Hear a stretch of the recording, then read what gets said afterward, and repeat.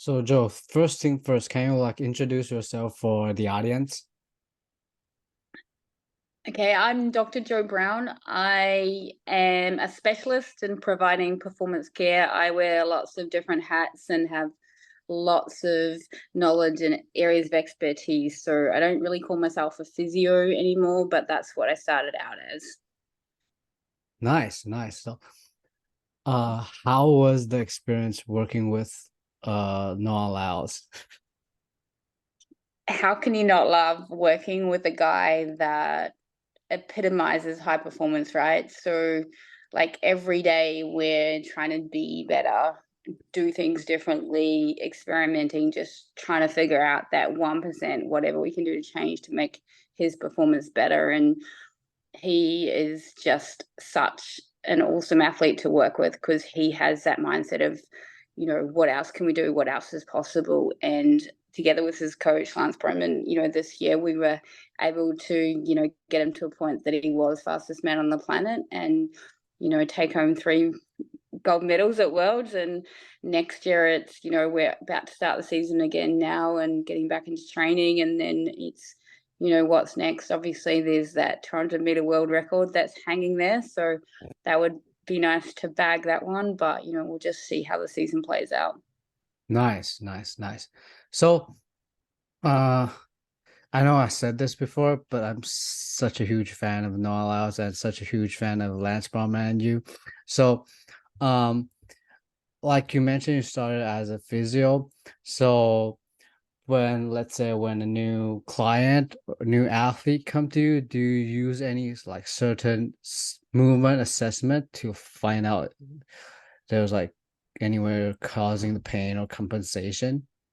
hmm So it really depends on the individual athlete. So I look at the athlete in terms of like what they're trying to achieve. So if they're a basketball athlete or a sprinter, obviously the movement required, the force required, and what's required as the body as a whole is completely different. But in saying that as well, every individual athlete within, each sport has different gifts and different talents and different skills that they bring to the table for me to work with. So for instance, Noah's brother Josephus is a sprinter as well, and I'm with him in Houston right now. And his body type and his coordination, his nervous system, everything is very different to Noah, his brother. They're both, top 10, top 20 athletes in the world, but they've got the same genetics essentially, but they are very different athletes. So the way I work with each of those two athletes is even completely different. So the assessment will be based on, what's in front of me. Normally there's an indication of an area that might be the focus. Obviously quite often in runners, as it is the same as basketballers, and I mentioned that because I've been working with some NBA guys lately, is the hips is obviously a really big issue, and the pelvis is what connects, the legs underneath and the moving arms over top. And if they don't have that capacity to control that central aspect, then the force they can apply and the relative movement associated that's going to be different. So I normally start with things that are weight bearing and looking at like how they move through their pelvis, and then I normally go down to the feet and then back up to the shoulders and the head. And people really underestimate the influence of the head position and what the eyes are doing as well, particularly in sports like basketball or football, those kind of things. So sprinting's pretty easy because generally they're going in one direction. But when we start looking at different sports, when they're having to move in different planes and being reactive to other players as well. So that's a thing to consider when I'm assessing someone as well. Is this athlete in a lane by themselves, or are they having to respond to other stimulus? Because that's going to change the impact in terms of how they move and what they need to respond to. Nice. So, in Noah Lyles like documentary or like his YouTube, I saw you guys working with them, and I saw there's some like performance therapy, and you also help him activate muscle. So, besides a physio, is there other like character you're also helping with like Noah? Yeah, so essentially he hired me as his physio to, try and prevent injury and keep him on pain-free and be able to turn up to training and turn up to meets. And, you know, so far we've been able to do that. And you've probably heard him a lot in the media talking about, you know, he invests the most in his medical team, and probably out of most athletes that do track and field, he's probably spending the most amount of money. But he also has not been injured since I met him either, right? So he's been able to show up to every meet and compete. And, you know, the difference between winning a gold medal and making finals versus not making finals is how much competition you've been able to get under your belt. So you can't turn up to Worlds having been able to run 2 races and expect to run your best. You've got to condition your body to race. So much of what I do is in the background, getting his body prepared from a strength point of view. So he is a strength and conditioning trainer within the group as well, but I tend to tweak things, so to speak. So I adjust them for what Noah needs. I'll be really strict with him and how I want him to activate his muscles and what I want him to feel when he's doing those gym sessions. And then we supplement that with things that are specific to his weaknesses and his performance gaps. So I talk about finding an athlete's performance gap, and, you know, there's more than one. And it's just finding those little things. And that's essentially how my relationship with Noah started. Was I picked up a weakness straight away from seeing him on the track. And I say that I have the eyes of a coach, the hands of a physio, and the mind of a strength coach. And so I can connect all those dots. And so that's really where we really started. And our journey was me being able to see a weakness and a performance gap of him on the track and be able to transfer that into what he does in the gym, but also then I can do the hands-on work as well. So in what I do, if you can wear a few different hats and provide a few different services, obviously that really helps. When we're traveling and we're on the road, quite often at the smaller meets, it'll just be me with him. So I would do everything from the activation and stretching to the body work, the manual therapy, all those kind of things, and then help him if he's doing any strength work and everything as well. So a few different hats and roles. I can't tell you how much I'm excited. I'm so excited because I'm a strength coach, and I also has an SFMA background. I learned from tons of physio in Taiwan. So as a strength coach and have different background, I always see movement different than other strength coaches. So that's the thing you mentioned is just so exciting. Yeah, my passion, I guess, is to being able to connect the dots, like I said, between like what I can feel on the table, what I can see when they're competing in their sport, and then what we see and can change in the gym. And I've worked really hard for a lot of years to get the knowledge and gain the experience to be able to do that. And the environment with Noah and Coach Brahman is like the ultimate environment to do that and create that. And we've been able to get the results, which is even more exciting, right? And, you know, having the eyes, the gift that I have to be able to see and understand movement in the sporting environment is pretty rare for a physio. So I think a lot of people don't understand. And even I was with an athlete here in Houston today, and as he said, wanted to know if what his Achilles problem, whether I thought it was related to something else. And I was like, yeah, it will be. I said, I'm pretty sure your glutes are firing on the opposite side, but let me just watch you run. I'll be able to tell you. And he's like, what? And I said, like I said, I have the eyes of a coach, the hands of a physio.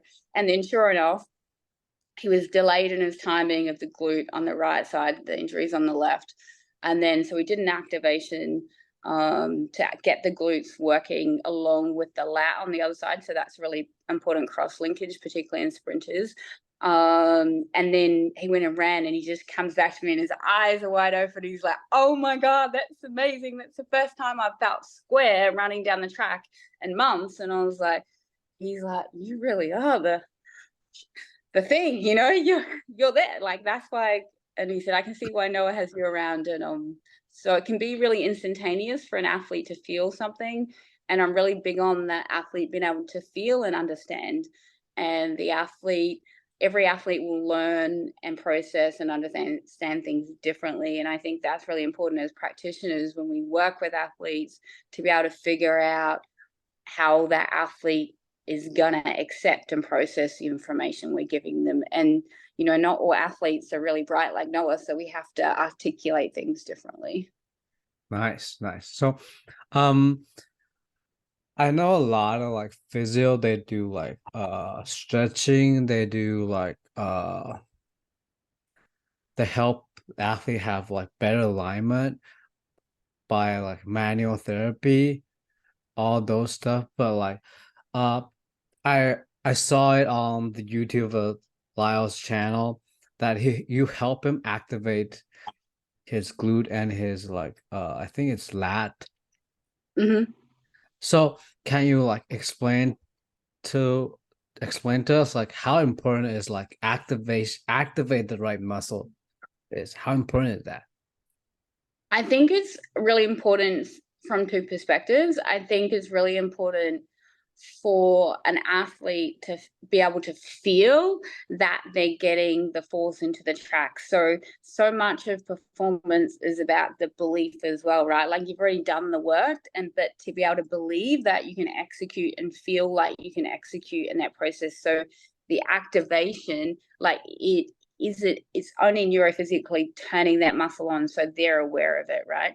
But them having that awareness means that they feel so much more ready for it all to work when the gun goes off. So they're not having to think when it has the time to execute. The work is already done, and they're already feeling that hype and that readiness in their muscles. So I think that their processing and their feeling of readiness is part of it. And obviously the other part is actually physiologically that muscle has been fired, there's been blood flow to it, and we know that nervous system is acknowledging the working of that muscle at that point in time. So I find that some athletes can get away with less of that. For an athlete like Noah, who has amazing coordination, but his start is not his greatest asset, to have that feeling of being ready and be activated in the start blocks is super important for him to execute his best performance. And when he did his PB in the 60 in Boston and he beat Trevon Bramell, we had like changed up our activation because he was feeling like he wasn't really feeling it as much as he wanted to. So I like took the activation to another level. And then he fired up, you know, and did a PB in the 60s. So it's being able to adjust to the environment as well, right? Like when an athlete needs to be bringing their best or really needs to have really good performance, we'll adjust that process depending on where they're at. And obviously timing is really important as well. So there's no point activating too like far out, so that the timing that Noah and I have developed in terms of what we do when took a little bit of tweaking, and you know next season will probably be different because his body would have changed in the off season and we're about to start work again, so we'll see where he's at. That's probably the best story for like letting no matter it's coaches or physio know like how important is the activation. So the next thing I want to ask is about like pelvic tilt or like pelvic obliquity. I know there's like personally I have that issue, and I know there's tons of like sprinters or like basketball players have the same issue. So how, let's start from a sprinter. How is it gonna affect their sprinters like performance? Well, it's interesting because if you read the literature and if you went to like Google something like this and go, how does this, it'll tell you that having anterior pelvic tilt is actually going to increase the firing of muscles, right? And it puts you in a more anterior position, and then you're essentially going to be more on the front foot. But what impact anterior pelvic tilt is going to have on an athlete is going to depend on so many factors. So it's going to depend on the width of their pelvis. It's going to depend on the length of their femoral shaft. It's going to depend on how strong their core is going to depend on whether they're hamstring dominant or glute dominant, whether they're, more of a front side runner or backside runner, and how they best execute their best performance. So, there's so many arguments around about front side, backside mechanics and all those kind of things. And it's like, you know what, we've got to work to the individual athlete's gifts right in front of them. So for some athletes, I've worked a lot in Jamaica, and, they're all an anterior parallel tilt, but look at them, they run fast. But is anterior pelvic tilt got anything to do with them running fast? I don't think so.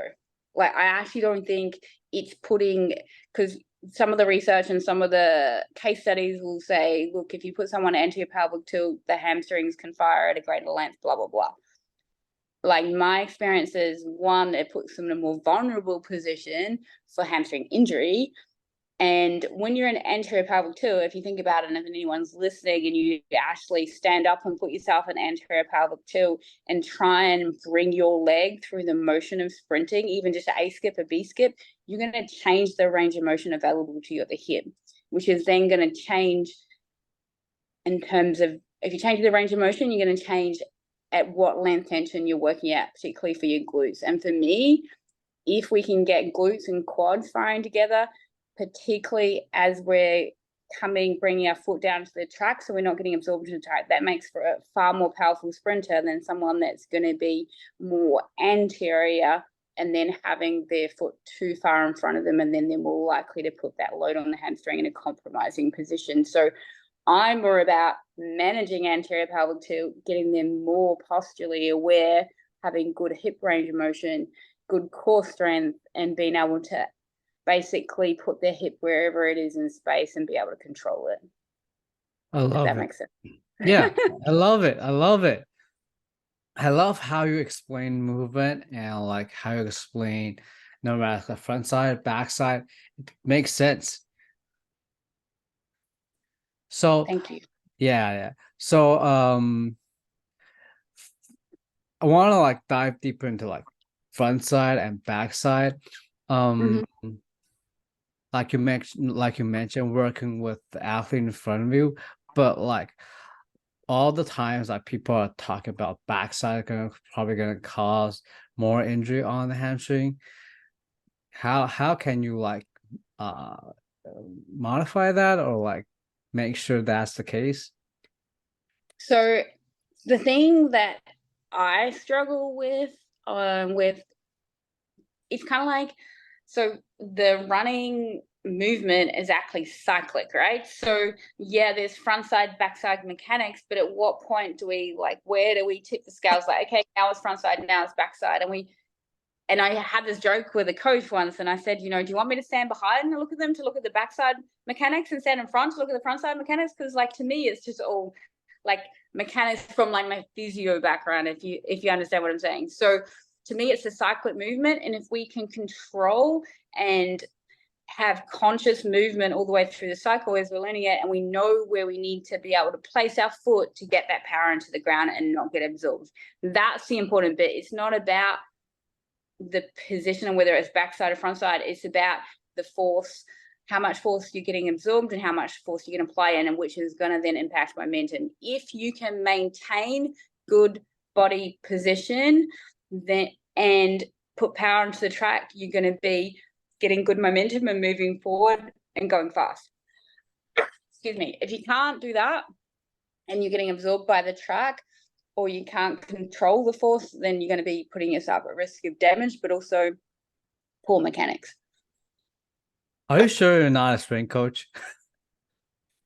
Well, I am. I have strength coach training. That was my first training. So I did strength training before I became a physio, and then I continued to use it, but then we wear the physio hat. But I try not to get put in a box anymore. So performance care specialist. I mean, all those stuff basically, like, you're basically a sprint coach and strength coach from what you're saying. Yeah, so smart. So Noah's YouTube channel, when they interviewed me and it was for Meet My Physio, they're like, what do we even call you? Because I'm like, and I was like, I don't know, she's 3 different people in one. So yeah. Like it. Only one personality though. One personality. I'm not psycho. I got it.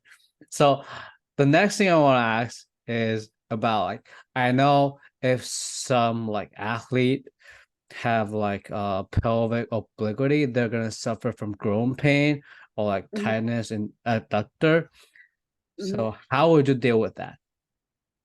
So exactly what you're saying is like any adductor problem is normally that somewhere else in the pelvis is not doing its job.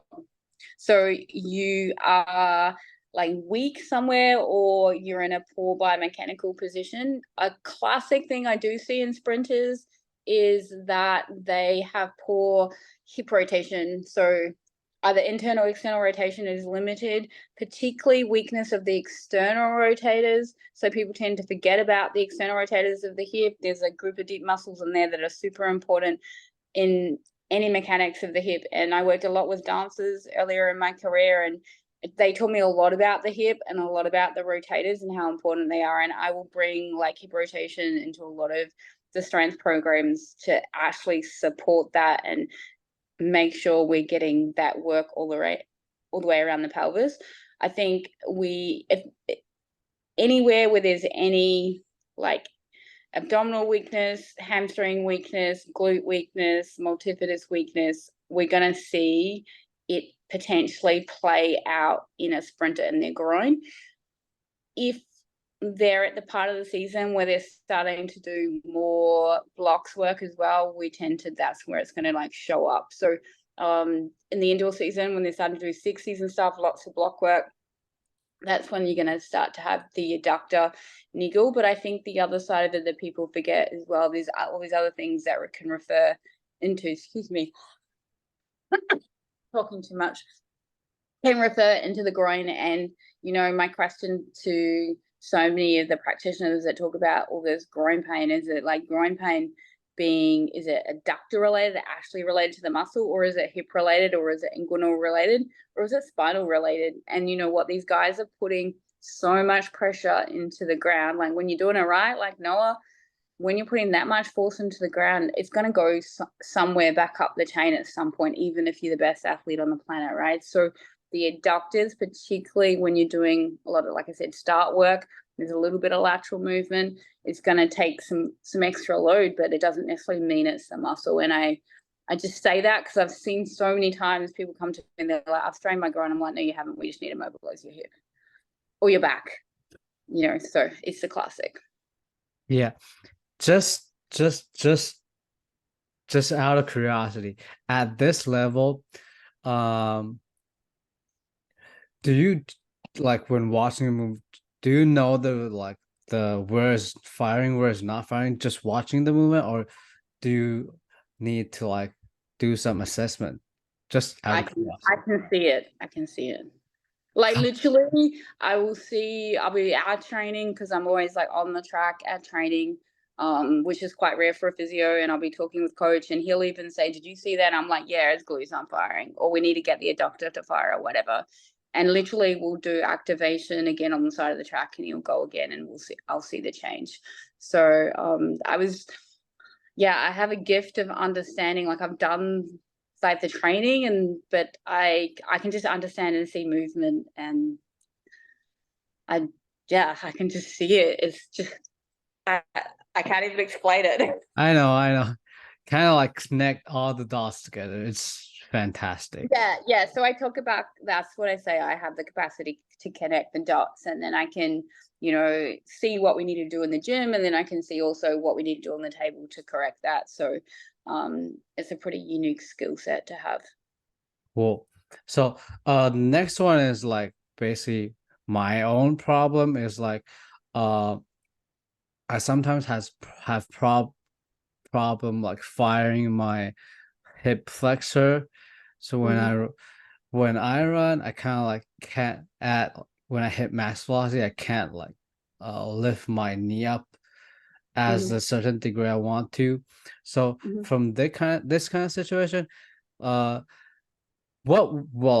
would you start looking at, and how would you like help me like get better at this? So I look at a few different things. I'd look at stability of your whole pelvis. So what's happening when you lift that knee, and what have you got any counter movement happening? So is it actually that you've got a Trendelenburg, so your glute med is weak on the other side, and then that's affecting your capacity to lift that hip up? I'll also look from an anterior posterior perspective and looking in terms of, is it that your glutes?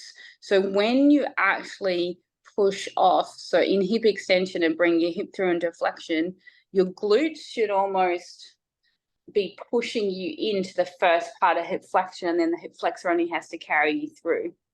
So if you've got good glute activation, it starts it for you, and then the hip flexor just does the last little bit. But if you don't have good glute firing, what's going to happen is your leg's going to be hanging dead, basically below your torso, and then your hip flexor has to drag it up.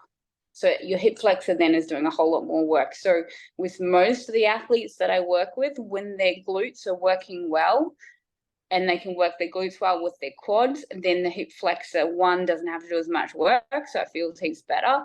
And they're also not getting so fatigued, because what happens is the hip flexor isn't really that big a muscle. The glutes are far bigger muscles. So if we can utilize the bigger muscles, and some of that does come down to that external rotator strength as well. But I would probably have a guess for you that your glutes aren't doing enough for you, and you probably need to look at a little bit of rotator strength. So looking at the position of the hip as well. Nice. I love that. Thanks.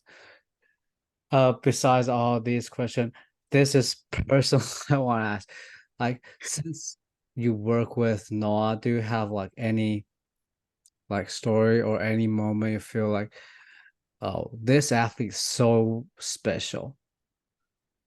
There's so many moments that I've had trying to pick out one.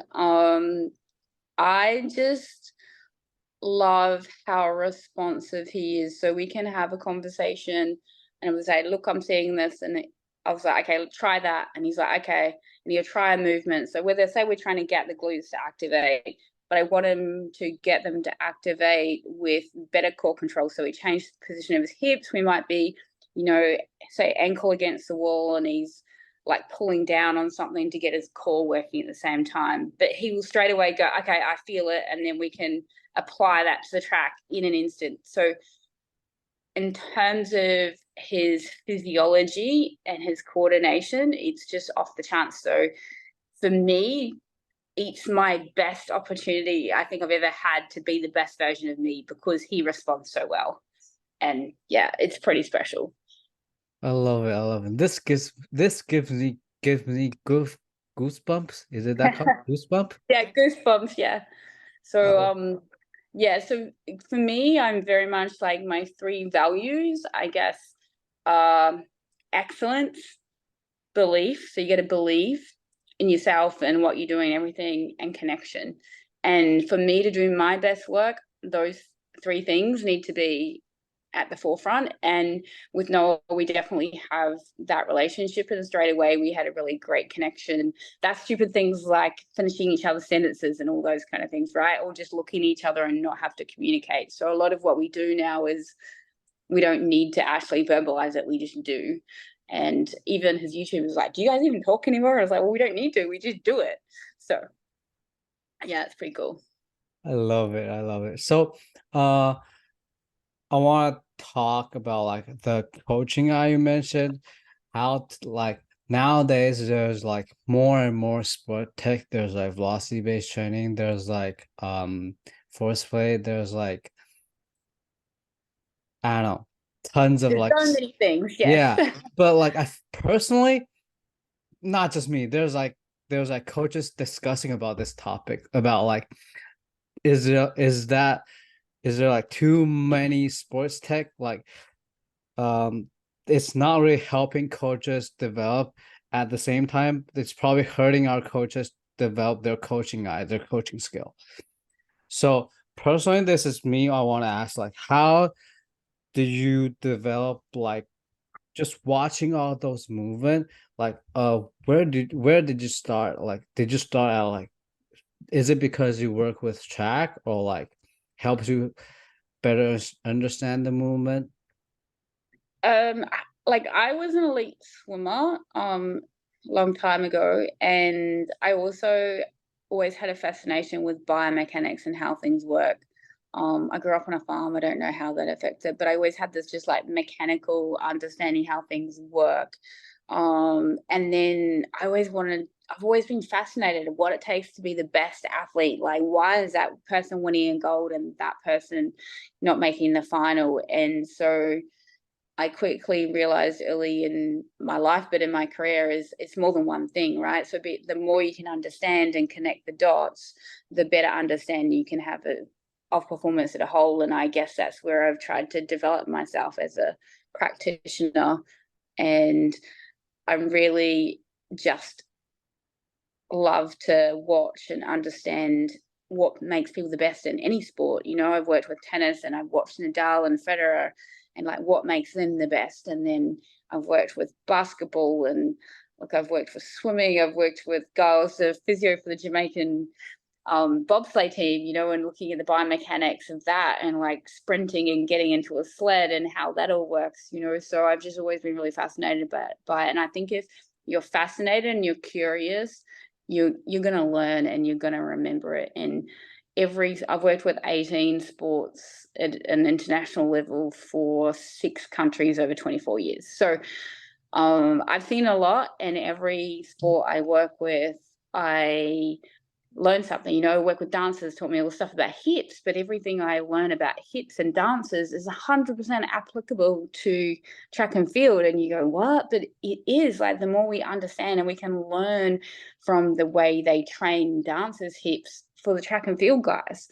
And I think the people that get stuck, I think, in one sport and do the same thing year in, year out, they're not having a chance to really grow because they're not having this different stimuluses. So I've purposely wanted to continue to learn and grow. So I've gone and got different stimuluses, and now I can be, you know, a world leader in understanding movement and explaining movement, whatever it is. You give me a basketballer, I can explain. Give me a swimmer, I can explain. I was just in Bahamas working with some swimmers. So it's literally, if you understand movement, you understand how the body works and understand how the body and the brain work together, and you can communicate that, you can be great at working with someone and changing movement for performance. Oh, I'm literally having goosebumps. So excited. So, like you mentioned, besides track and field, you also work with some NBA players. How different is that? Like, working with basketball player and working with track, how is their body different? How is their like movement different?